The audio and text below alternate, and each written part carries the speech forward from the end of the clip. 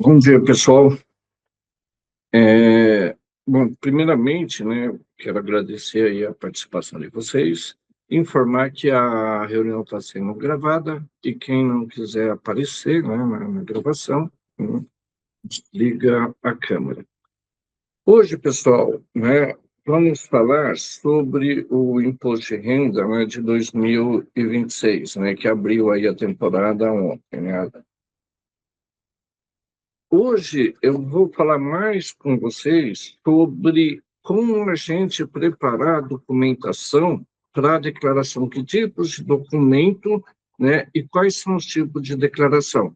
Porque a grande dificuldade de quem elabora, faz uma declaração, é conseguir do cliente, né, toda a documentação correta, organizada, para que a gente possa pegar uma declaração, iniciar ela e terminar. Então, a maioria das declarações a gente inicia, sempre está faltando alguma coisa, né, e aí sempre, né, tem que ficar ligando, buscando, pedindo, complementando, e isso atrapalha muito. Então, se você tiver uma noção do que pegar, né, que documentos vocês providenciar, né, para mandar aí para contador ou para terceiros aí elaborar a declaração, ou para você mesmo, né, às vezes você que faz a declaração da família, então você pedir a documentação correta, né, para que não fique nada fora da declaração e que possa trazer algum problema no futuro. Então, constantemente, os clientes mandam a documentação, né, e a gente elabora, e aí sempre, né, aparece algum probleminha, porque tinha lá um PGBL, um VGBL, que sacou lá no início do ano, não lembra mais, o banco não mandou a informação, né, e isso acaba dando alguma exigência na declaração, que aí tem que retificar, né? Então, o que eu oriento este ano? Você for fazer a declaração, né, usar a declaração pré-preenchida, né? A partir do ano passado, né, já estava bem assim, tinha muitas informações, facilitou muito a preenchimento e evita, né, também erros de ficar alguma coisa. Muito mais fácil você pegar essa pré-preenchida, analisar ela, né, e, lógico, não confia em todas as informações que vêm na pré-preenchida. Precisa analisar, tá? Precisa conferir, né? Se tiver alguma coisa, arruma, né? Mas não confie cegamente na preenchida. Mas é um bom caminho para iniciar, né? E não se esqueça que para quem vocês passarem a declaração elaborada, vai precisar enviar aí o GovBR, assim, do GovBR, dar acesso para o contador, para o terceiro que for fazer, porque se você não dá o acesso, é impossível, né? Então, no ano passado a gente teve cliente, não, pai, mas não vou passar a senha, minha senha, não tem como. Então, ou manda o GovBR, ou a gente vai recuperar a declaração, uma cópia de segurança, mas a gente não tem certeza se todas as informações estão ali, né, dentro da documentação que você enviou. Então, né, libere a senha do GovBR, a pessoa vai entrar lá, vai baixar 2 minutinhos, né, resolve o problema, aí a gente baixa a declaração, aí confere com a declaração do ano anterior, vê o que você mandou de documentação e a gente vai fazendo a correção, a complementação, para que você não tenha problema com o fisco. Essas informações que vêm do fisco, né, os informes de rendimento, informação, elas dificilmente elas dão problema, porque é aquilo que o fisco tem e era aquilo que ele ia confrontar com a sua declaração quando você não usa essa preenchida. Então, você já elimina um problema de ter que cair na malha fina ou poder cair na malha fina por qualquer informação. Então, use a declaração pré-preenchida. Bom, então, a declaração, né? Então, o prazo da declaração, né, iniciou ontem, né, encerra dia 29/5, Quem não entregar no prazo legal, a multa é de 165,74 e o máximo é de 20% do imposto devido. Dos dois, né, o fisco sempre vai cobrar o maior.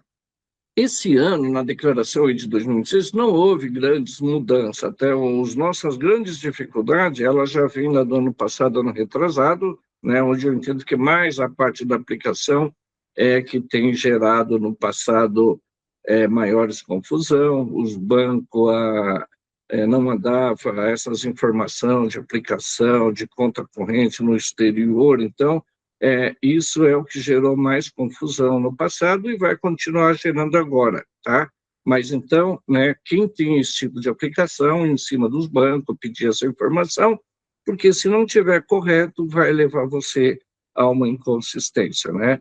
E a declaração pré-preenchida, ela já traz a maioria dessas informações, então é só fazer uma conferência com os informes de rendimento, ver se está tudo certo, e te libera você de qualquer problema.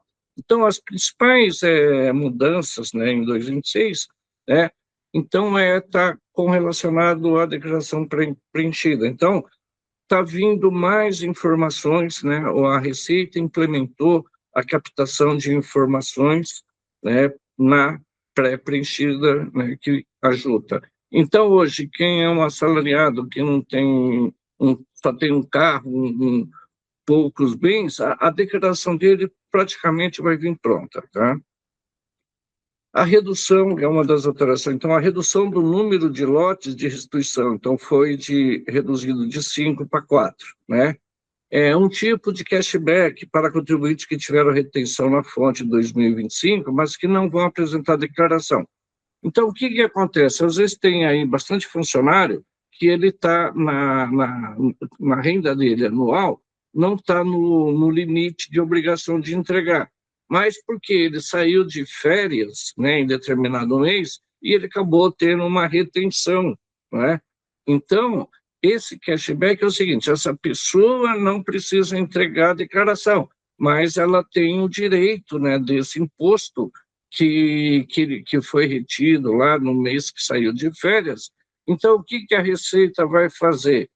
Ela vai gerar essa declaração desse contribuinte, então ela vai identificar esse contribuinte através do e-social e da declaração dela preenchida que existe, a própria Receita vai entregar, se você não entregar a declaração, ela vai entregar para você e vai te devolver esse dinheiro nessa retenção que você faz. Então, se você não atingiu os 35 mil, mas você teve uma retenção no mês lá, porque saiu de férias, deu imposto a pagar, você está dispensado. Então, a Receita ela vai entregar essa declaração para você e vai te devolver esse dinheiro, vai te restituir esse valor. Outra alteração que teve, que lá na ficha de identificação do contribuinte, né, tem um flag lá para você informar a raça, a cor, né? Então, e o outro que teve também a alteração é a tributação do ganho líquido aí em jogos online, que passou a ser obrigatório a declarar, né, e pagar imposto a partir, se não me engano, aí de 28 mil. Identificação de bens com usufruto. Então, lá, se você tem algum bem, né, que você tem só o usufruto, então abriram lá um flag lá no bem para você clicar se é o usufruto. Então, isso não tinha no passado, né? E então, a partir desse ano, você vai identificar se aquele apartamento que você doou, né, se você tem usufruto, você vai informar que aquele apartamento teve a doação e mais o usufruto é seu. Então, essas foram as principais alterações, né, para 2026. Então, no ano aí, calendário, né, todo ano a gente precisa entregar as declarações, e nós temos 3 tipos de declaração, tá? A principal é essa de ajuste anual. A outra declaração que temos que entregar é a declaração de espólio, né? Quando a pessoa falece, né? Então você tem que entregar essa declaração espólio até o final do inventário. E a declaração de saída definitiva do país. Então, se você sai do país, você tem que entregar essa declaração. Então, existem essas 3 declarações. Isso sempre dá uma confusão, principalmente a de saída definitiva do país. Muita gente não entrega essa. Então, a declaração de ajuste, né, como todo mundo sabe, é aquela uma que anual, que a gente faz aí o acerto com o fisco, informando os rendimentos, as despesas, né, os bens, né, e aí apura se tivermos imposto a pagar ou a restituir. Então, essa é a declaração básica do contribuinte, né. Então, quem está obrigado a fazer a declaração em 2026? Então, quem recebeu rendimento tributável superior a 35 mil, entendeu? Então, quem recebeu a menor não está obrigado. Então, é aquele caso do cashback. Então, você teve um rendimento inferior a 35, mas teve lá uma retenção, muitos entregam a declaração para poder receber, mas agora a Receita vai fazer isso por você, entendeu? Recebeu rendimento isento não tributável, tributável exclusivamente na fonte, superior a 200 mil, tá? Então, aplicações financeiras, poupança, soma tudo isso. Se você não teve lá rendimento tributável, mas teve aplicações desses rendimentos isentos, não tributáveis, outros, né? Aí você entra na obrigatoriedade. Que obteve em qualquer mês de 2025 ganho de capital na alienação de bens. Então, se você vendeu um bem, né, em 2025 e estava sujeito ao pagamento do imposto, você tem que apresentar a declaração. Que realizou operação em bolsas de valores, de mercadoria, de futuro ou assimilados, né, cujo a operações, né, superou a 40 mil no ano, tá?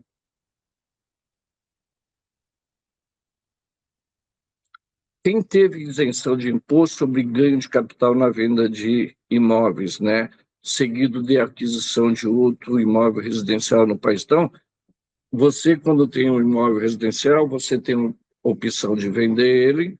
Se você investir esse valor em outro imóvel, né, então você não paga o imposto, tem uma suspensão, uma postergação. Então, eu tenho um imóvel residencial, vendi, teria que pagar imposto, mas eu usei o dinheiro para comprar outro imóvel, dentro do prazo de 180 dias, eu não recolho o imposto. Ou se eu usei lá uma parte daquele valor, então eu monto a minha declaração de ganho de capital, informo qual é o valor daquele montante, do valor daquela venda, né? Quanto que eu investi em outro imóvel, entendeu? Então, esse valor que você reinvestiu, você não paga imposto sobre isso. Então, você vai sempre postergando, né, esse imposto.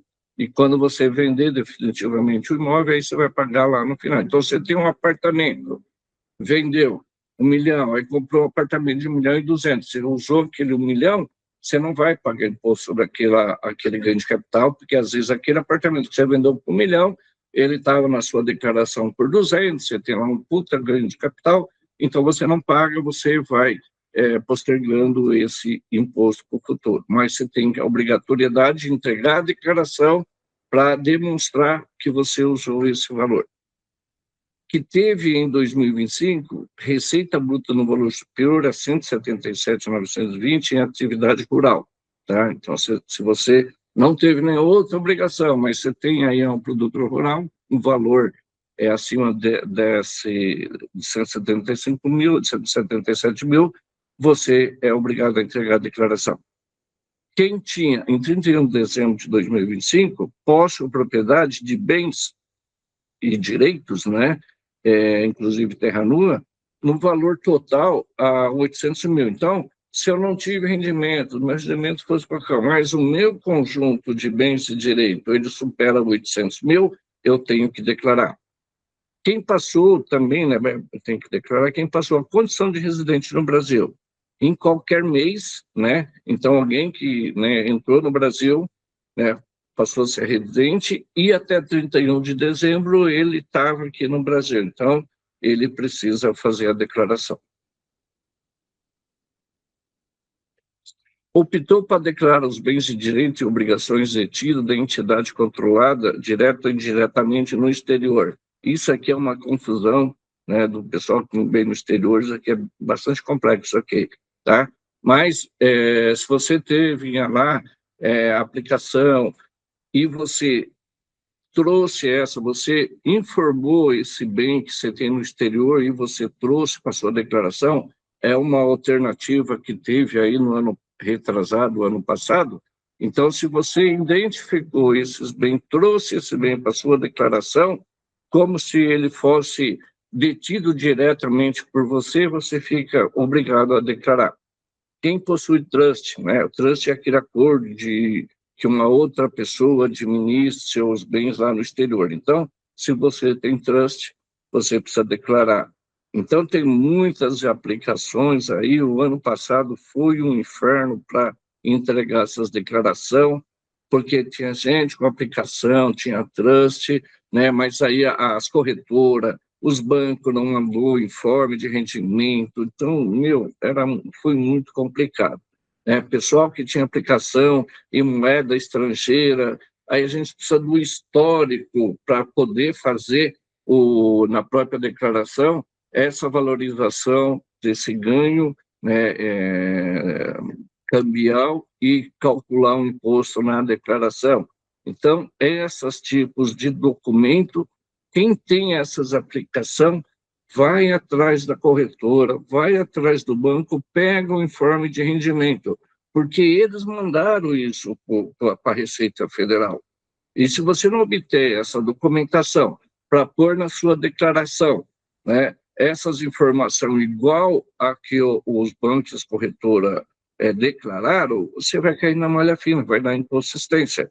Então, basicamente, uma declaração da pessoa física, ele é um copia e cola daquilo que já ocorreu, né?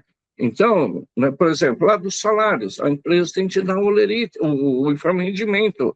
Você vai e declara, por quê? Aquilo que a empresa informou para a Receita. Você tem aluguel, né? Então, está lá na imobiliária, a imobiliária mandou a Admob para a Receita Federal. Então, você precisa daquela informação da imobiliária para você lançar corretamente na sua declaração.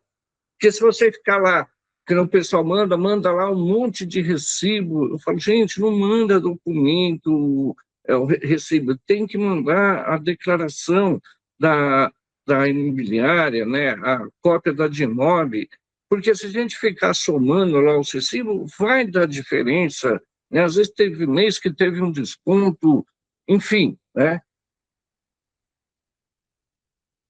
Se a gente não pegar essas informações, não colher essas informações, né, para poder fazer a sua declaração, a gente vai declarar errado, entendeu? E se você imaginar, tudo isso já foi declarado para a Receita. A declaração da pessoa física, né, a parte de rendimentos, né, é um copia e cola que a gente vai pegar o documento, colocar na sua declaração, né, e transmitir.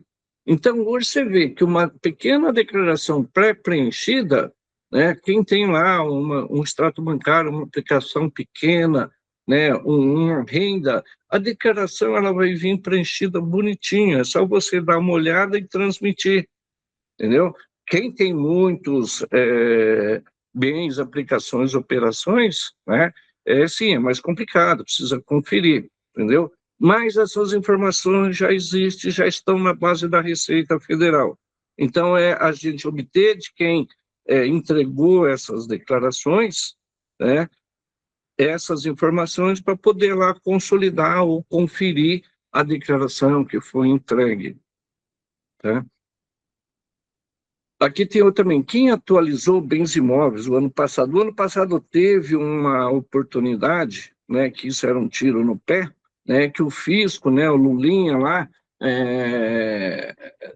autorizou quem quisesse, né, avaliar seu imóvel para valor de mercado, aí você pagava o imposto antecipado, que tinha uma redução, mas você ficava uns prazos aí meio malucos. Se você vendesse o imóvel, era apenas um adiantamento. Então, aquilo lá era um bônus aí, para inglês ver que aquilo lá era só arrecadação. Quem ofere rendimento no estudo de aplicações financeiras, de lucros e dividendos? Então, quem tem aplicações no exterior, aplicação financeira, também precisa pegar aí com as corretoras, com os bancos, esses extratos, toda a memória de cálculo, né, desses rendimentos, para a gente conferir a declaração, né, ver se esses valores estão corretos, né.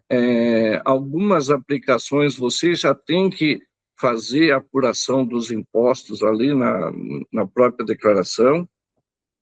Então, assim, o importante nesse momento, né, que a gente está começou ontem a entregar, né, quem tem aí bastante movimentação, então é o momento agora de preparar a documentação, buscar as informações, consolidar todas elas para você mandar para o contador ou para terceiro, ou você fazer, mas com toda a documentação na mão, né? Porque quem vai fazer, sabe, então você foca lá naquele contribuinte, né, com toda a documentação. Se você tem mão, você vai fazendo, tem ganho de capital, vendeu um imóvel, mas comprou outra, documentação está ali, né? Então, né, acontece no passado, o pessoal vendeu o imóvel, né, manda documentação, mas não mandou a documentação do imóvel que comprou. Não fala nada. A gente não sabe, né, se aquela venda foi investida em outra. Aí você tem que meio que ir adivinhando essas coisas, e isso atrapalha o preenchimento, né, e quebra até o raciocínio de quem está montando a declaração. Documentação. Então, esses daqui são os documentos que eu falei, que agora é o momento de vocês ir atrás desses documentos, né? Dos informes de rendimento, das instituições, das corretoras. Então, ver, né, tudo que você tem, né, de informações. Eu sempre oriento, pessoal, pega a declaração do ano passado, né, como base. Aí você vai verificar o que eu tinha em 31 de dezembro de 2024. Aí eu vou começar a pedir para os bancos, porque às vezes você tinha uma conta lá em 31 de dezembro de 2024, você fechou em janeiro de 2025, encerrou a conta com o banco e não vai atrás desse informe, entendeu? Então, pega a declaração do ano passado e vê o que eu tinha em 31 de dezembro do ano anterior. Aí vai atrás de toda a documentação, se teve aplicação, resgate, pede para o banco os informes de rendimento, entendeu? Aí depois você verifica no final de 25 quais são os bancos que você tem conta atual, né? E faz uma conciliação, porque aí você provavelmente vai conseguir obter todas as informações, né? Então, buscar lá o Prolabore, pegar o informe da aposentadoria, pensão, né, alugou imóveis, né, então pede esse informe de rendimento para as empresas. Quando a empresa ela gera esse informe de rendimento, ela te manda. Quando é imobiliária, pede para a imobiliária, ela te manda o demonstrativo, entendeu, dos aluguéis. Então você vai ter toda a documentação, né? É uma forma de você conciliar e deixar de fora alguma informação que possa te dar complicação no futuro. Quem fez doação, né, ou teve, né, recebeu doação, herança, né, também precisa ter esses documentos, né? Então, hoje tem muitas pessoas que fazem doação em dinheiro e não faz a declaração do ITCMD do Estado, entendeu? Então, se você doa em espécie, tem que fazer a declaração do ITCMD, entendeu? Por quê? Porque isso já está registrado. Então, você vai jogar sua declaração, não fez a declaração, vai cair na malha fina. Por quê? A partir de 2020, o Estado e a Receita Federal eles fizeram um convênio onde a Receita pega todas essas informações de doação e manda para o Estado analisar essas doações, se pagaram os impostos, se não pagaram. Então, isso está caindo muito na malha fina, né? Não da Receita Federal. O Estado está notificando o contribuinte para prestar conta do ITCMD. O livro caixa, né, e o carnê-leão. Então, se você é profissional autônomo, né, profissional liberal, né, que faz o livro caixa, né, então eu oriento o profissional liberal, o dentista, o médico, que ele tem o consultório, mas não tem uma empresa, faz o livro caixa digital. Por quê? Ele pode lançar lá todos os recebimentos e pegar todas as despesas da atividade dele. Então, o aluguel, né, se ele é um dentista, ele tem lá uma recepcionista, pode lançar no livro caixa, todo o material que ele compra, os equipamentos, ele pode lançar, bater no livro caixa. E no final do mês ele vê lá, eu recebi 10 mil, tive despesa, aluguel, luz, água, a recepcionista, aí ele vai ver qual é o valor tributável, né? E aí ele vai recolhe o carnê-leão, né? Então, se você não tem o livro caixa, né, você recebeu 10 mil, você vai pagar imposto de 10 mil. Se você tem o livro caixa, você faz o livro caixa e paga lá o imposto efetivo sobre o seu ganho líquido real, né? Então, existe muitas atividades que é permitido o livro caixa, e eu sempre indico. Então, se você não abrir uma MEI, um AME e trabalhar na pessoa física, faça o livro caixa. Porque aí você faz o livro caixa, é no próprio sistema da Receita, depois você tem lá um flag, lá na declaração, que você importa isso para dentro do livro caixa e já traz essas informações. E você vai pagando mensalmente o carnê-leão, chega no final do ano, você liquidou a sua dívida, então não vai acumular 12 meses de receita que vai vir numa paulada só, tá? Então, os informes lá dos programas da nota fiscal, aquele rendimento lá que a gente recebe quando você pede nota fiscal, então, esses valores também você tem que ter aquele, né, que acho que puxa lá na prefeitura, no estado, esse informe, esse documento para você manter ele guardado e informar na sua declaração esse recebimento. Bens e direitos, documentos que comprovem. Então, o que às vezes tem muita dificuldade? O pessoal compra um imóvel, né, compra um carro, manda o documento pela metade. Então, olha lá na ficha da sua declaração, que lá hoje você comprou o imóvel, então a gente tem que colocar todas as informações do imóvel, o metro quadrado, precisa colocar o número do IPTU, então, o cartório que está registrado, então são diversas informações que você precisa mandar para quem está preenchendo a sua declaração, ou você mesmo, você precisa ter isso em mãos para você entregar a sua declaração completa. Então, você sabe que agora a gente está nesse regime, aí o fisco em cima aí da propriedade dos bens, então a tua informação lá na sua declaração, ela tem que estar corretamente igual da sua escritura de imóvel, né? Venda de bens, né? Então, todas as vendas de bens, né, você precisa fazer o ganho de capital, né? Elaborar. Aí a gente tem lá valores que são isentos, mas precisa elaborar. E, para isso, a gente precisa do documento completo do bem vendido, né? E as informações para a gente fazer o ganho de capital.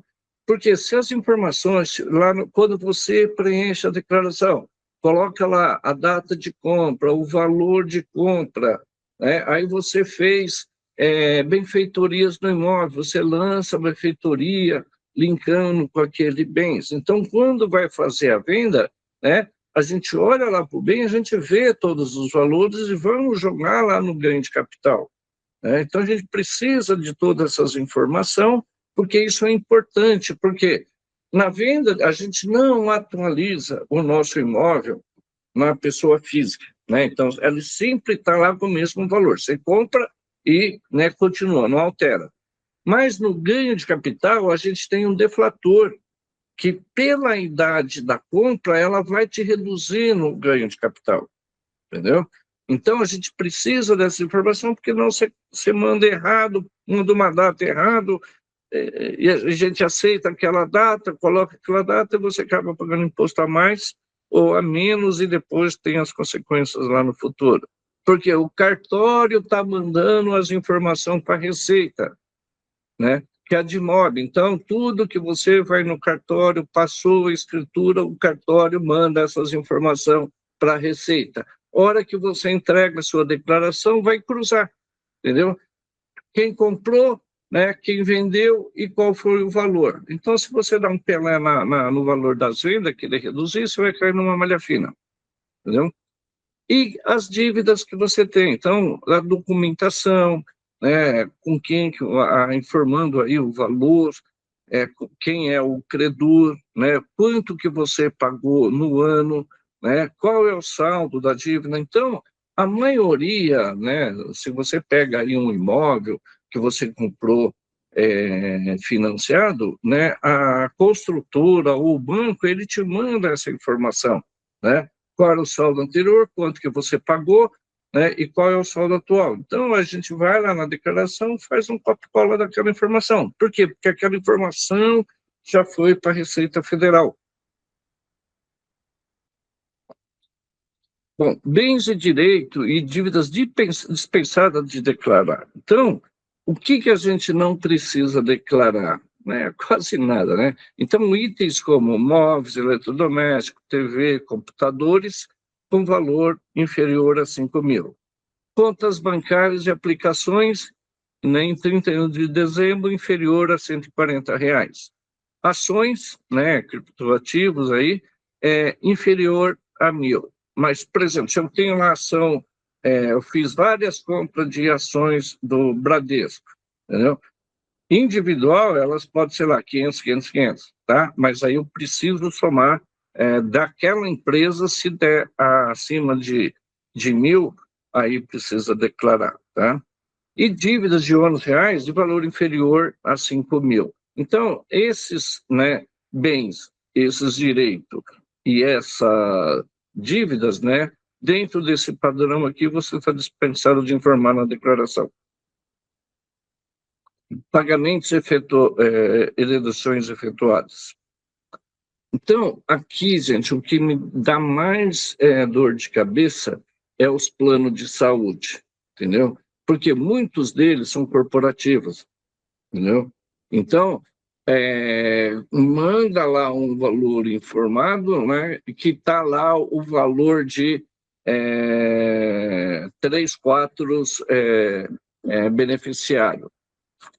Não, você tem que pegar esse daí, tem que pegar o extrato onde tem a lista dos beneficiários para a gente jogar para a sua declaração o que é seu, porque lá o plano mandou a SADMED essa informação, mas lá ele colocou só o valor seu, não mandou o total da fatura onde tem várias pessoas juntas.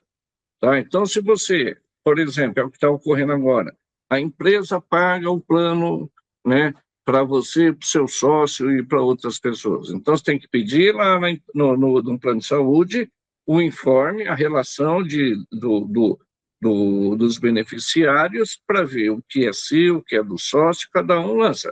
Se você reembolsou a empresa ou esse valor do plano saiu lá como prolabore, como distribuição de lucro, ou você aportou esse dinheiro, devolveu o dinheiro para a empresa, ele pode ser abatido na sua declaração, entendeu? Mas tem que guardar essa documentação. Então, tem que estar lá contabilizado corretamente.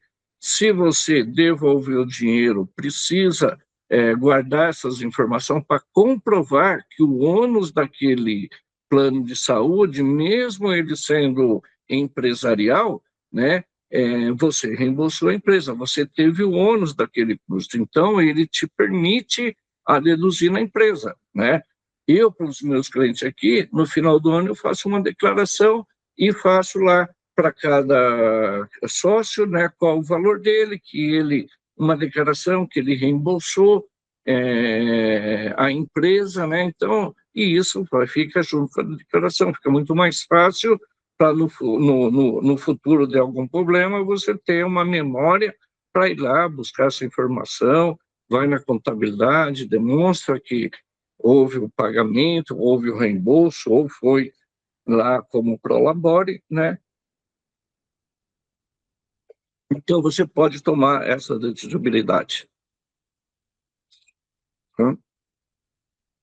E também não esquecer de pegar, que às vezes as pessoas no mundo, aquele relatório de despesas que o plano reembolsou para você, entendeu? Porque às vezes você vai lá, faz um exame, aí o plano às vezes reembolsa 100%, não reembolsa. Então, e todos os planos, eles mandam esse demonstrativo, né, que lá onde você tem qual foi o valor da despesa e qual foi o valor que você foi reembolsado.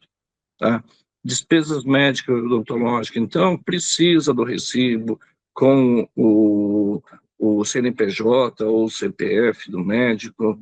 Então, tem que estar e tem que guardar isso daí, né? Os comprovantes, pagamento. Então, tinha muita gente que vai lá no médico no final do ano, meu amigo, arruma aí um recibo de 10 mil, né? O médico pega, dá, né? O dentista, né? Mas já teve várias malhas finas que aí o contribuinte tem o recibo, mas ele não consegue comprovar o pagamento, entendeu? Então, o fisco glosa isso quando você cai numa malha fina. Então, você tem que comprovar o pagamento, não é só também ter o recibo de algumas despesas, né, que, né, o fisco não engole esse trambique, né, que muitos fazem.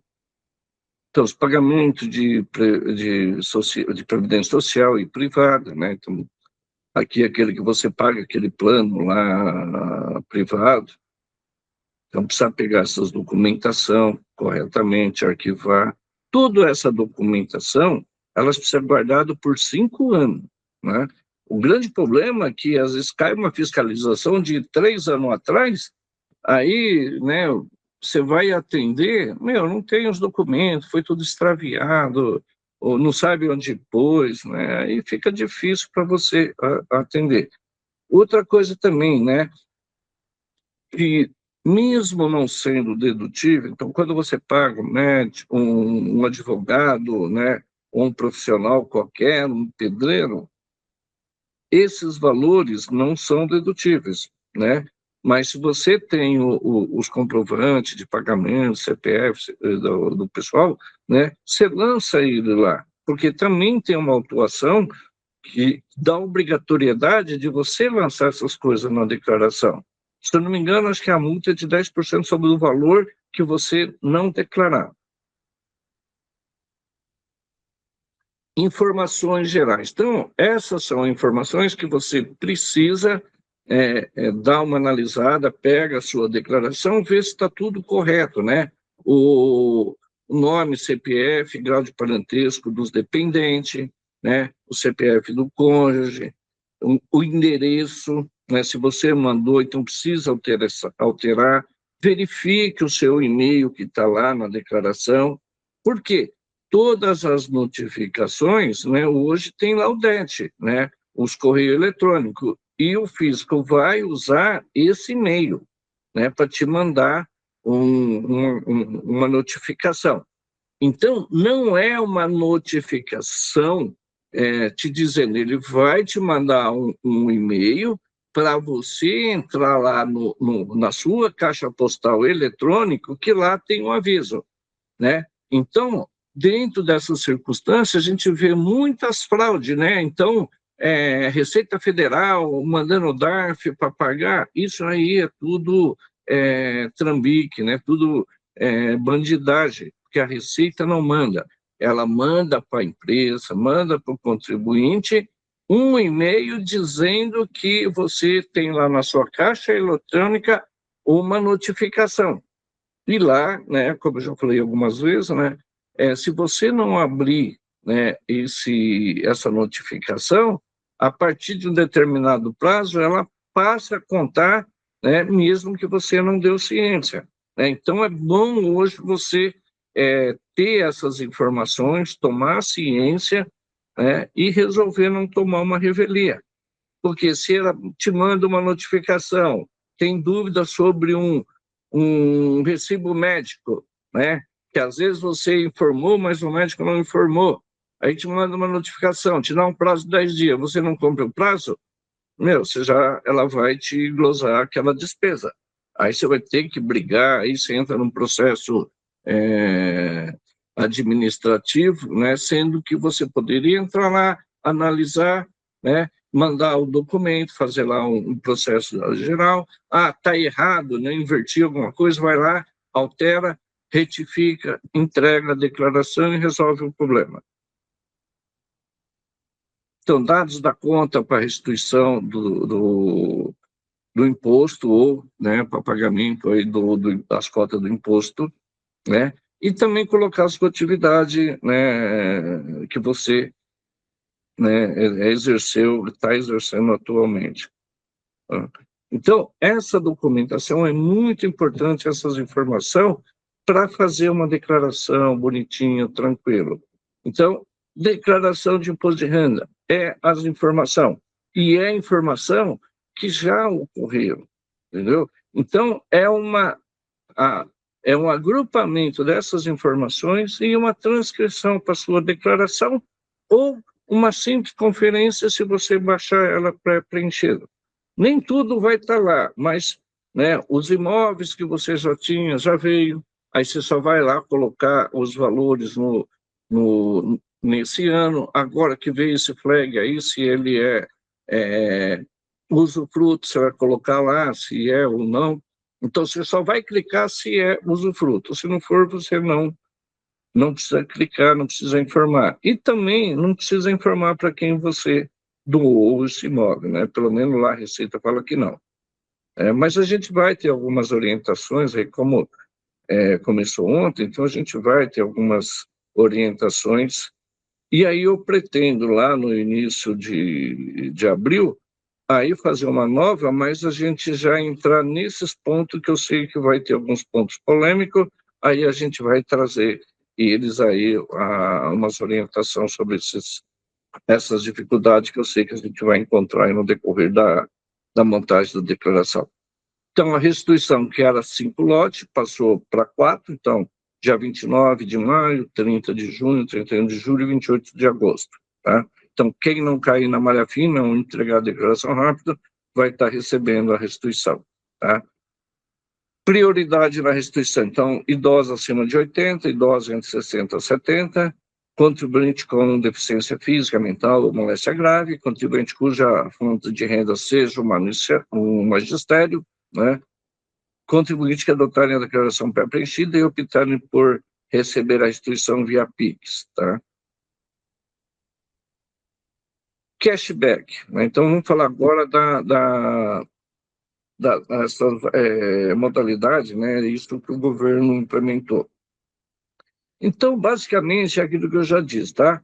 Então, você que não está dispensado de entregar a declaração, teve uma retenção, aqui eles falam que é até R$1.000, né? E esse valor, o fisco vai entregar a sua declaração, vai gerar esses valores, né?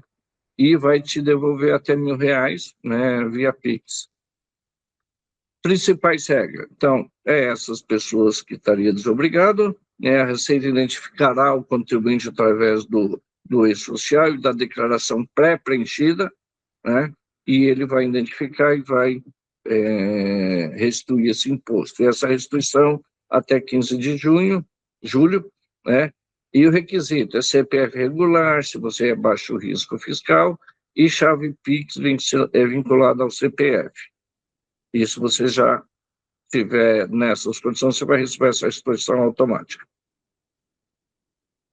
Modelos de declarações. Então, nós temos lá, na hora que a gente vai fazer a elaboração, a gente tem 2 declarações, a simplificada e o modelo completo.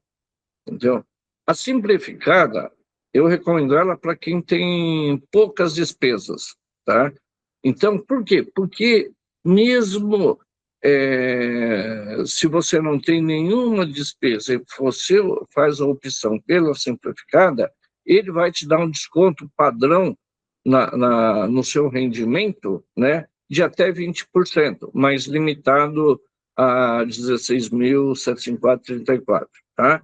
Então, por exemplo, eu tenho um rendimento tributável de 100 mil, 20% seria 20 mil. Não, está limitado a 16. Eu não tenho nenhuma despesa, tive lá um rendimento de 100 mil. Então, você vai ganhar um desconto, né, de 16 mil na sua base de caixa e não tem que apresentar comprovar documento nenhum, tá? As declarações, né, pelo menos até o ano passado, quando você preenche ela, a gente sempre usa, preenche ela pela completa, e aí, no lado, ela já te dá um comparativo para você, qual é a melhor opção. Então, depois dela pronta, a gente vê onde que eu vou pagar menos imposto ou eu vou restituir mais imposto, na completa ou na simplificada. Aí eu clico lá e escolho, né, aquela que é mais vantajosa para mim. Então ficou muito mais fácil, porque no passado a gente tinha que fazer uma, anotar, depois fazer outra, para ver qual era a menor. Agora não, no preenchimento ela já te dá essa comparatibilidade aí dos impostos a pagar ou a recolher. Declaração completa. Então, essa daqui é para quem teve gastos altos, né, em 2025.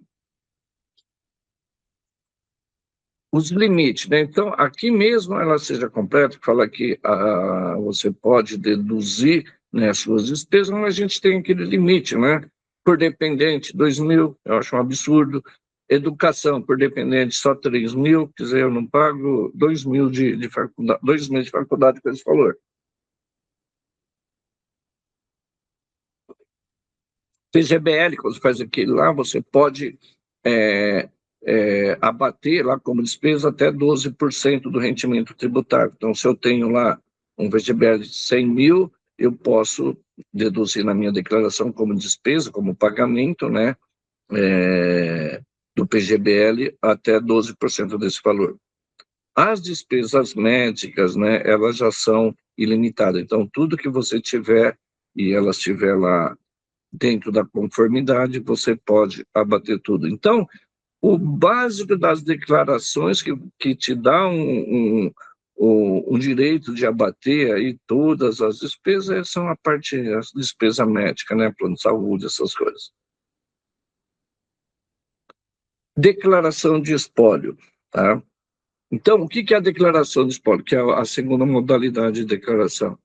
É a prestação de conta com o fisco que deve ser feito em nome do falecido pelo inventariante, entendeu? Então, mesmo quem falece, né, até que seja feito, conclua o inventário, ele tem que continuar prestando conta com o fisco. O Lula não dá sossego para ninguém, para nenhum nesse país. Declaração de espólio. É uma prestação de conta que deve ser feita em nome do falecido, pelo inventariante, pessoa responsável pela administração do espólio ao fisco. O objetivo dessa declaração é informar os rendimentos, bens e dívida da pessoa falecida até o momento da partilha entre os herdeiros. Então, as principais regras e informações. Então, nós temos a declaração de espólio inicial. Então, é referente ao primeiro ano lá do falecimento, né? A intermediária. Então, se você demora muito com o inventário, então, mais de 2 anos, então você tem que ficar entregando essas declarações até o fim do inventário. E a final, a de espólio final, é aquela onde, né, teve aí o encerramento do inventário judicial ou extrajudicial, oficializado a partilha. Então aí você vai pegar toda essa documentação e vai preencher a declaração final, e lá é onde que você vai dividir os bens, né, para os herdeiros, né? E aí extingue-se a declaração do falecido. Por quê? Se ele tem 3 herdeiros, tem lá os bens, vai 1/3 para cada um, e a declaração deles zera, e os bens vai para os herdeiros, para a declaração dos herdeiros. prazo da entrega da declaração inicial e intermediária deve seguir o mesmo prazo da declaração do imposto de renda da pessoa física. Então, os prazos da inicial e da intermediária é o mesmo na declaração de ajuste anual. No caso da declaração final de espólio, o prazo de entrega depende de quando a decisão foi transitada em julgado. Então, assim, se a decisão ocorrer entre o mês de janeiro e fevereiro, então, por exemplo, aí teve um inventário que concluiu no mês, entre o mês de janeiro e fevereiro. Você tem que entregar agora essa declaração. Se ela ocorreu a partir do último dia de fevereiro, quer dizer, a partir de 1 de maio, de março, né, teve a finalização, né, a homologação dela foi a partir de março, aí você só vai entregar essa declaração de espólio final lá em abril ou maio do ano seguinte.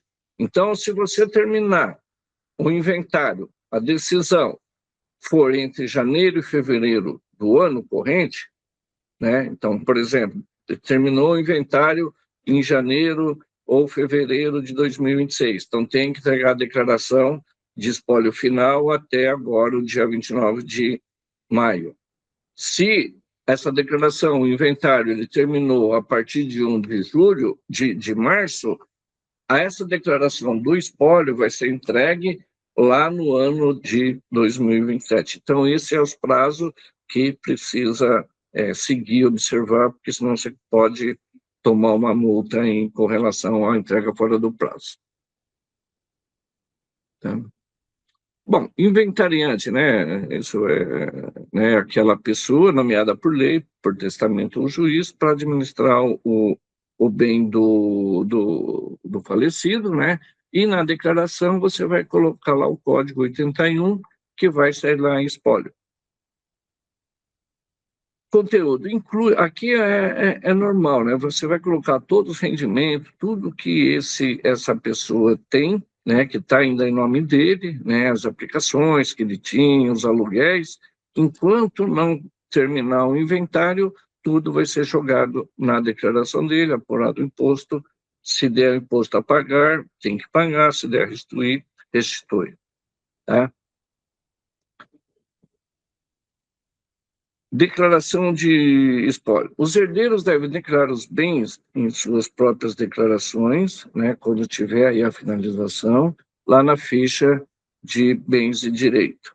E os rendimentos, né, informado como rendimento, lá isentos e não tributável. Então, eu recebi um apartamento no valor de 1 milhão, vou jogar lá na minha declaração 1 milhão e vou jogar lá em rendimento isento e não tributável 1 milhão. Tá? Então, qual é a origem daquele apartamento?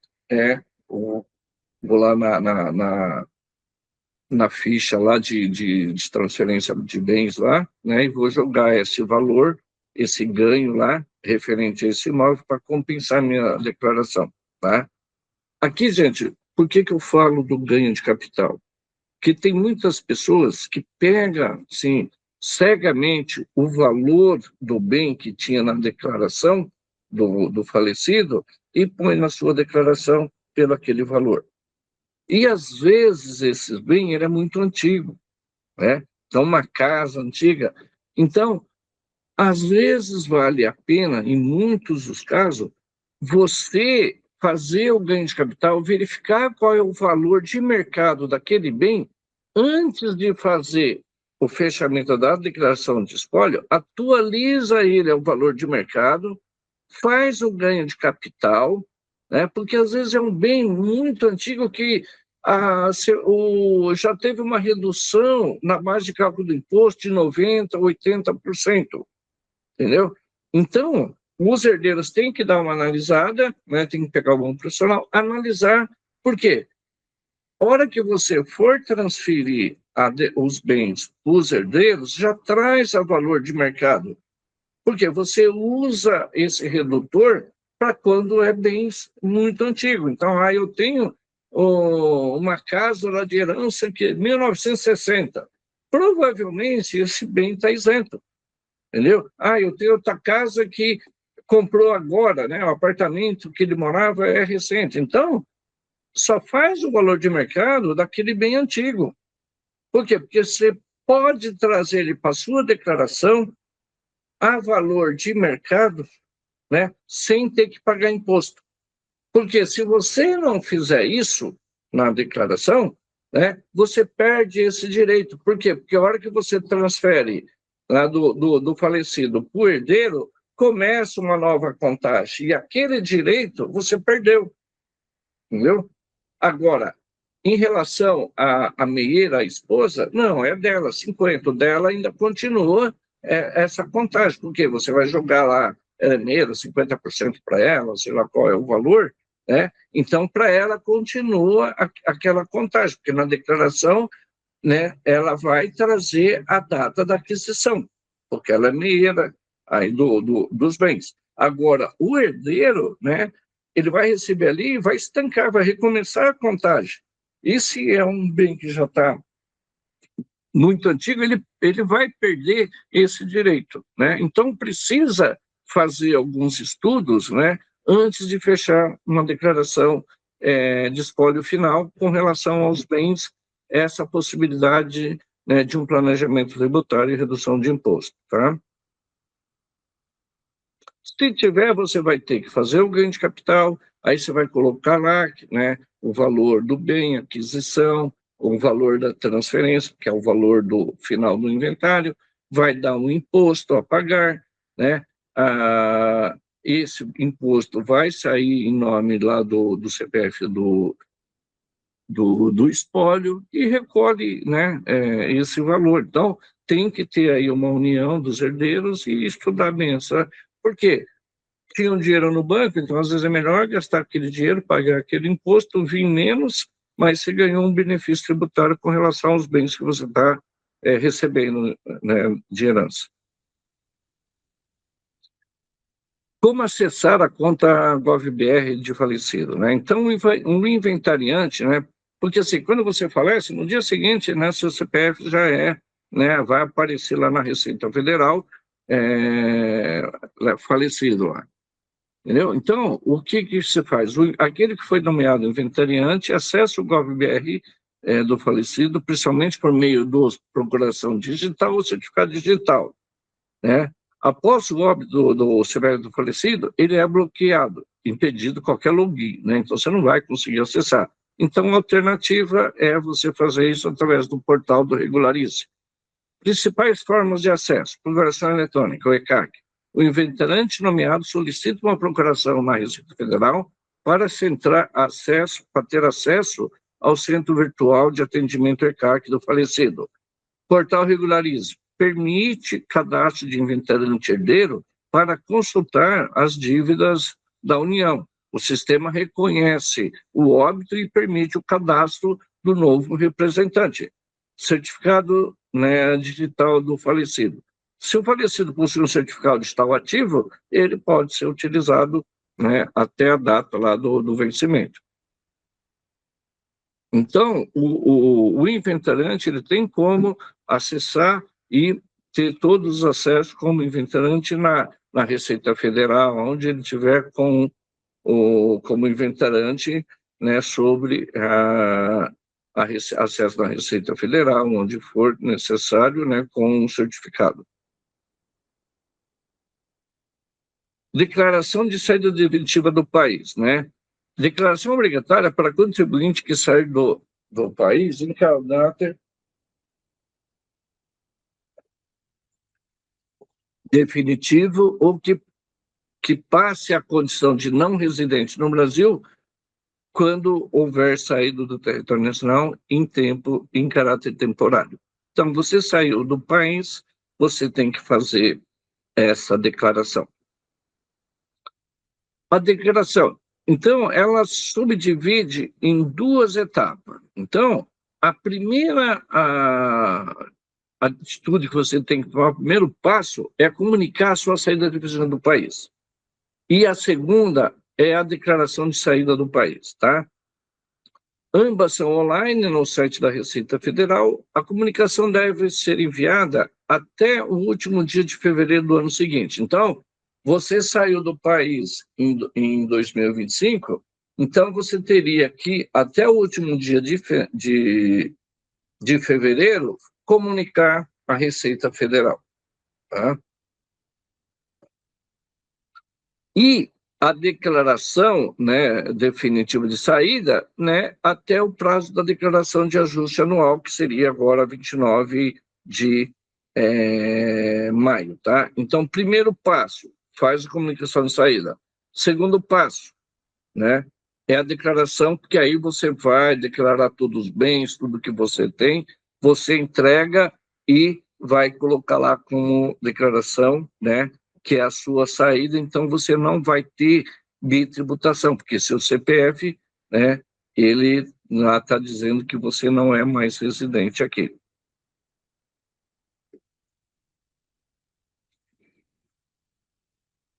Bom, as diferenças, né, seria essa, né, a declaração de saída definitiva, essa informação primeira obrigatória, e a segunda é a declaração de ajuste da sua declaração, com todos os bens, direitos, obrigações. É uma declaração normal, mas ela está dentro das declarações de saída, porque aí o fisco vai entender que você não é mais residente aqui. Se você, quando faz essa declaração de saída, se você tiver imposto, né, você tem que pagar ela à vista, né? No caso aqui seria dia 29 de maio. Ganho de capital é algo que a maioria não faz. Eu pego muitas declarações, aí a pessoa chega aqui, cada um fala, mas eu vendi um imóvel lá em janeiro do ano passado. Quer dizer, ele não fez a declaração, né? Então vendeu, pode ser imóvel, carro, participação societária, tinha moeda estrangeira, vendeu, né? E não fez o ganho de capital. Então ele está devendo multa e juros desses impostos, né? No caso, se teve ganho de capital, né? Quase um ano. Por quê? Quando você vende qualquer bem desse, você tem que fazer esse ganho de capital para apurar se teve lucro ou não.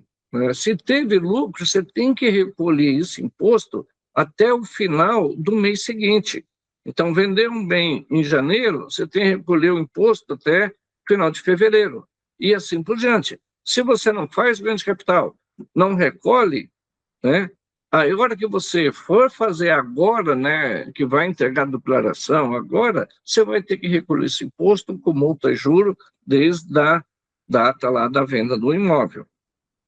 Então, é fundamental ficar atento para, sempre que vender um imóvel, faz o ganho de capital, e se deu imposto, paga, se não deu, tranquilo. Por quê? Porque agora chega na declaração anual, né, que vai entregar agora, você vai pegar esse ganho de capital que você fez lá, porque é uma declaração que você preenche da Receita Federal, você só faz e calcula, mas você não entrega. E agora você vai puxar para dentro dessa sua declaração, né? Então você vai entrar lá na declaração de ganho de capital, você vai exportar ela, entra na declaração anual sua e importa esse ganho de capital para dentro da sua declaração, entendeu? Então ela vem para dentro da sua declaração e vai aparecer esses valores do imposto lá exclusivo na fonte, e aí você tem que ter com o DARF recolhido, né? Porque senão vai vir uma cobrança, porque a hora que você entregar a declaração, isso vai para a Receita não vai achar aquele DARF recolhido, ela vai te cobrar, então você tem que resolver isso, toma cuidado. É comum as pessoas fazerem isso, né, por falta de orientação, de informação, não entrega essa declaração. Então, os primeros pontos, obrigatoriedade, venda de bens imóveis, qualquer coisa, participação societária, moeda estrangeira, você tem que ter lá todas as informações para você ver lá quando que você comprou, quando que você vendeu, o valor, né, a variação cambial, né, e calcula o imposto. Aí você vai pegar essa declaração e importar para a declaração anual. Mesmo que, porque às vezes você tem, o pessoal faz a venda parcelada, tá? Então, na venda de um bem que você vai receber em parcelas, quando você monta o ganho de capital, ele faz essas perguntas. Aí você coloca lá, bem parcelado, venda parcelada, sim, né? As quantidades de parcela e os valores. Por quê? Porque aí você vai pagar o seu imposto em parcelas, né? Quer dizer, você vai gerar as guias de imposto, os DARFs, de acordo com o recebimento, né? Então, você vendeu um imóvel por 1 milhão, você parcelou ele em 3 vezes, né? Então, você não vai pagar tudo o imposto no mês seguinte da venda. Você vai pagar proporcional ao valor que você informou lá das parcelas, que isso está nos contratos. Porque se você quiser dar um Pelé na receita, você cai na malha fina, você vai mostrar o contrato e lá não tem nada disso, né? Então, você pode ter problema, tá? Então, é uma forma também de você ter o desembolso dos impostos conforme a entrada do dinheiro. E sempre que você tiver esse ganho de capital, como eu já falei, você paga esses impostos no mês seguinte da venda, até o último dia útil. Dispensa, né, de apuração e do ganho de capital, né? Então, bens móveis, quando você tem e vende um bem, né, cujo valor da venda é inferior a 35 mil. Então, eu tenho um carro usado, comprei, paguei 20 mil, estou vendendo ele por 30. Tenho um ganho de capital de 10 mil, mas eu não tenho que pagar porque ele está dentro desse conceito de bens de pequeno valor. Então, você não precisa fazer o ganho de capital, né, tá tranquilo, não precisa pagar imposto. Eu tenho 2 carros, o mesmo valor, eu vendo eles no mesmo mês, aí eu ultrapasso, né? Então, assim, eu tenho 2 carros, eu vou vender eles isoladamente, ele é isento. Mas se eu somar, né, a venda naquele mês, ele vai me dar. Então, vende um mês, um nesse mês e vê lá o comprador, passa a documentação do outro no mês seguinte, né? Que aí você não precisa pagar um imposto. Bom, isenção nas bolsas, né? Então, quando você tem lá investimentos na bolsa, mensal inferior aí a 20 mil, você também está isento. Isso aqui não aplica aquelas operações day trade, tá? Que é compra e venda no dia. Aí você tem que fazer o ganho de capital. Então, essa operação em bolsa, quem trabalha, aplica em bolsa, é um dos os itens mais chatos de fazer declaração. Então, a maioria que é investidor em bolsa, pega um pouquinho de água, hein?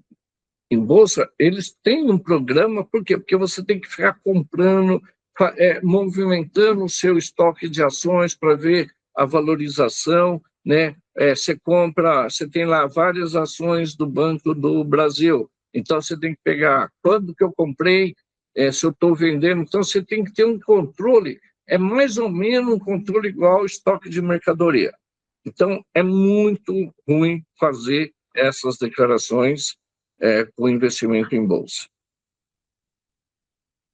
Isenção na venda de imóvel. Então, a gente tem aqui alguma situação, fala que todas as vendas tributáveis, mas a gente tem algumas situações onde a gente tem a isenção.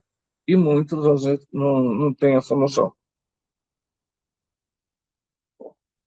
Uma da isenção é do pequeno valor. Agora, se você vender um único imóvel que vale até 440 mil, né, ele é o único imóvel seu, você vende. Então, você está isento de pagar imposto, porque a hora que você vai preencher, você coloca lá todas as informações, que é o único imóvel, né, então você não paga.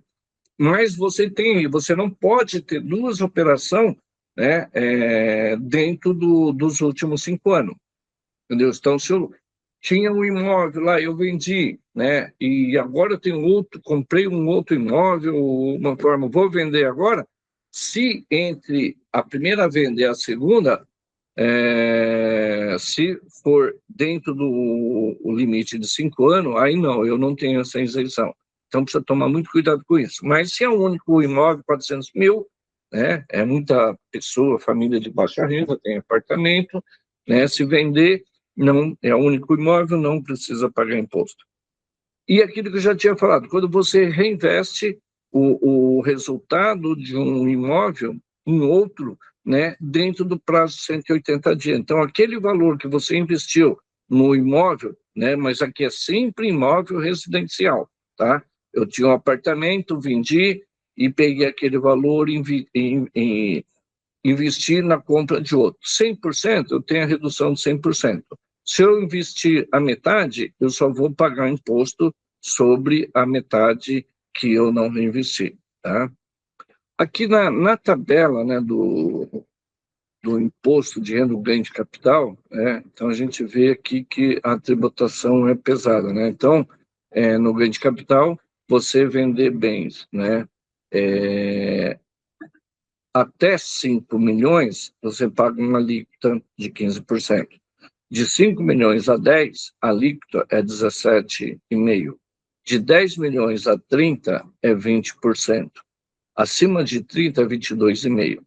Então, a facada quando você vende um imóvel, né, o governo te leva uma fatia aí de tudo aquilo que você construiu, tudo aquilo que você ganhou, né, você deixa para o fisco, né? Eu acho um absurdo isso. Tributação e declaração de ganho com aposta bets. Então, isso, né, passou a partir desse ano ser tributado essas apostas, né? A tributação sobre com aposta esportiva bet passou, né, com mudança significativa com a lei de 23, né, e passou a ser válida a partir de 2025. Então, ela foi aprovada, ela regulamentada em 2023, mas passou a ser os reflexos aí de fato, né, em 2025, na entrega agora da declaração de 26. Ganho líquido, então, é o total do prêmio, né, o que você vai ser tributado? É o total do prêmio menos o valor apostado, esse é o valor líquido. Prêmios mensais de até 2.000, né, por aposta, né, são isentos. Alíquotas de um ganho de capital, ou alíquota se o ganho líquido anual for superior a 28.467, o valor excedente, né, a esse valor vai ter uma tributação de 15%. Onde declara e qual o código, né, no IR. Os ganhos de capital, né, devem ser informados na declaração de ajuste na ficha de rendimento sujeita a tributação exclusiva. O código, né, é o 99, né, que você vai usar, e você vai informar esses ganhos, e se você tiver na virada do ano aplicação, né, em conta de aposta, né, acima de 5.000, você também tem que declarar essa aposta lá em seus bens em direito. Os informes de rendimento, então aqui, né, criaram toda a informe de rendimento também para esses tipos de jogos, né, que as plataformas de aposta, elas vão ter que mandar os informes para cada um do contribuinte que apostou, né? Então, vocês devem também estar recebendo esses informes da mesma forma que recebe dos bancos, né, os informes das aplicações financeiras, né? Também as plataformas autorizadas vão ter que te mandar esse informe para você declarar agora em 2026, né? Então, quem jogou precisa ir atrás dessas plataformas, né? Provavelmente eles devem estar liberando lá no próprio site, né, um acesso para você entrar lá e pegar esses informes, né?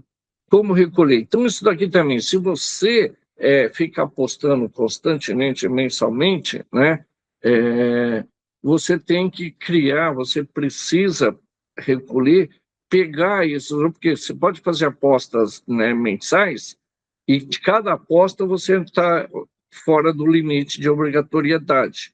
Mas, pelo volume, você atingiu a obrigatoriedade, né? Então, uma aposta, como falamos lá, uma aposta individual de 2.000 não é tributada, mas se você fazer várias no mês, você vai chegar num limite de tributação. Então, você usa o carnê-leão, você vai lá, informa esses valores, né? dessas apostas. Se você não teve a retenção, aí você recolhe um DARF, né, desses IRs mensalmente lá no Carnelão, porque aí você vai ficar a sua declaração, as apostas, os ganhos líquido mensal e o valor dos impostos recolhido, exclusivo na fonte, né, que vai fechar na declaração, provavelmente também com os informes que essas plataformas enviaram para a Receita. Né? Então, a Receita, né, ela disponibilizou em 2000 uma ferramenta que eles chamam lá de Comprova Bet, para auxiliar no cálculo desses ganhos. As plataformas, né, de aposta deverão fornecer um informe anual para o contribuinte. O código é o 9478, né, para você recolher lá o DARF mensal, quando você apurar. O que a gente, né, está dispensado aí, acho que eu já falei isso daqui, né, de declarar, que são os valores de bens, né, inferior a 5 mil, conta bancária abaixo de 140, até 140, ações até R$1.000 e dívida até 5 mil, você está dispensado. Importações. Então, quando a gente preenche a declaração, né, então a gente tem que ter essas declarações auxiliares, né? Então, se você é produtor rural, você tem que preencher o livro caixa do produtor rural. Você é profissional liberal, você tem o livro caixa, faz o carnelhão, você tem que fazer esse livro digital, porque te ajuda lá na redução dos impostos, né, mensais. Se você vende bem, você tem a declaração. Então, essas declarações você tem que importar para dentro da sua declaração. Então, não é só você fazer a declaração de ganho de capital, né, ou fazer o livro caixa, ou fazer o livro lá do produtor rural. Você tem que trazer elas para dentro da sua declaração anual. Né? Então, quando você tem, sua declaração fica um monte. Por quê? Você entra lá, você vai importar para dentro da sua declaração e vai consolidar a sua declaração de ajuste anual com o seu livro caixa produtor rural, por exemplo, se é um dentista que tem um sítio, né, e vendeu uma casa. Então, você vai ter que ter todas essas declarações preenchidas, prontas, para importar para a sua declaração, e aí sim que você vai transmitir as suas declarações com todas essas informações.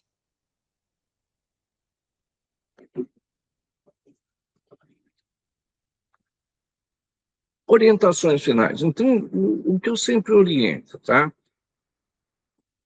Você vai preparar agora, eu acho que a gente está iniciando, né, pegando documentação, pega a sua declaração do ano passado, entendeu? E aí você vai lá, faz um checklist nos seus bens, tá? O que eu vendi, o que eu comprei, né? Porque aí não vai aparecer no anterior, mas no anterior você vai ter tudo que você tinha em 24 e o que você não tem hoje. Né? Então você vai pegar, vai relacionar, vai preparando essa documentação, vai organizando, né? Vê junto com os bancos que você teve conta, pede os informes de rendimento, vê lá com o plano de saúde, pede as informações, né? A maioria está disponível lá no site, você entra, tira essas informações, obtém essas informações, para que você tenha toda a documentação, porque isso facilita e muito e evita erros na elaboração da declaração, principalmente quando é um terceiro que faz, porque ele não conhece, né, o seu dia a dia, o que você tem, ele vai montar a declaração em cima daquilo que você te mandou, que você mandou para ele, né? E se não teve uma checagem do contribuinte antes de mandar para a terceira elaborar a declaração, pode sair muitas coisas erradas. E outra coisa, né, que é a mais importante, que eu mais sofri o ano passado, nesses últimos 2 anos. Foi mais no ano passado, porque eu usei mais a declaração preenchida. Nos anos anteriores, eu não tive muita confiança em usar a declaração, tinha muito erro, entendeu? Então, perdia mais tempo analisando a declaração do que fazendo importar o que você entregou e partir dela. Agora, o ano passado, não. O ano passado eu achei muito interessante, principalmente com relação a essas aplicações no exterior e contas bancárias no exterior, que a declaração ela já traz tudo isso na pré-preenchida. Então, fica muito mais fácil para a gente analisar e não deixar nada de fora, entendeu? Porque teve cliente que apareceu coisas do exterior que ele nem sabia, né? Mas correu, foi atrás, acabou. Né? Chegando à conclusão que realmente existia, ele nem sabia daquilo lá, entendeu? Então, é uma das melhores opções hoje para você começar já de uma base segura, né? Que você possa fazer uma conferência e que você implementa com aquilo que você comprou, adquiriu, baixou, né? Então, assim, ela vai para a Receita com uma certeza, né, não absoluta, mas do que está tudo correto, entendeu? Porque aquilo que a Receita vai te pegar, que ela vai te cruzar, ela já te mostrou. Agora, você só vai conferir se aquilo que ela te mostrou, do que ela já tem na base dela, está certo ou errado, entendeu? Mas você já sabe o que ela tem, quais as informações de você que pode cair na malha fina, porque ela já abriu um livro para você. Ó, eu já tenho sobre você todas essas informações. Beleza, ela não tem mais do que aquilo que ela te mostrou. Então, seja parte de uma possibilidade de não cair em malha fina. Aí é só ajustar os valores. O cuidado é de ajustar com o rendimento dos bancos, das aplicações financeiras, das informações, né, que foram transmitidas para você ajustar a sua e não cair em contradição com nada, entendeu? Outra coisa, o GovBR, minha gente, não tem como pedir para alguém fazer a declaração para você se você não fornecer o acesso ao GovBR. É uma situação rápida, né? Que entra lá, baixa, extrai, baixa a declaração e acabou. Tá? Você tem que habilitar para o terceiros poder, né? Gerar sua declaração, importar essa declaração, não tem, né? Ou, né, se tiver o certificado digital, aí também pode ser. Bom, pessoal, seria isso, né? Eu queria pedir desculpa para vocês, né? Hoje eu não estava muito bem, né? Amanheci, quase que eu não faço a reunião, né? Estou acabado, né? Mas o objetivo é aqui para vocês terem uma orientação, para vocês juntar a documentação. Vamos ter algumas, né, com entrega das declarações. Eu sei que mesmo as declarações, as primeiras declarações que o fisco libera, sempre tem erro, né? Então, eu nunca gosto de entregar as primeiras, porque sempre tem alguma coisa errada, aí eles ficam acertando, né, até ter uma versão boa que você possa entregar, que tem lá, está bem consistente, tá? Então, neste momento, nessa primeira semana, né, vão atrás dessa documentação, pega a sua declaração anterior, vê tudo, vai atrás dos bancos, de tudo, obtém essas informações, os contratos, tudo que você tiver, elabora esse processo, confere esse processo e assim, aí, né, eu acho que é interessante aí começar a declaração, porque você tem todas as informações, né, fica muito mais fácil para fazer ela entregar o mais rápido possível, tá? E ajuda também, se você for mandar para terceiros, essa pessoa que vai receber essa informação, ela tem tudo em mãos, ela monta essa declaração com tranquilidade, né? E a possibilidade de não estar cometendo nenhum erro, tá? E eu vou aguardar aqui, né, que hoje e ontem, né, foi o início da entrega, então a gente vai ter algumas novidades, e se for interessante, né, no início de abril, eu faço mais uma reunião com vocês, mas aí a gente já pode ir em pontos específicos da elaboração da declaração de algumas informações, que eu sei que vai dar muita confusão com relação às aplicações financeiras no exterior. Então, lá é uns cálculos chatos, umas informações que no ano passado muitas corretoras não enviavam essa informação, a gente tinha que fazer meio que no achômetro, porque não conseguia fazer os cálculos. Então, mas eu acredito que esse ano a gente tem essas informações com mais clareza e com mais tranquilidade. Bom, pessoal, agradeço a vocês, a paciência de vocês, né? Desculpa alguma coisa aí, né? E uma boa semana a todos aí. Um abraço a todos e Obrigado aí.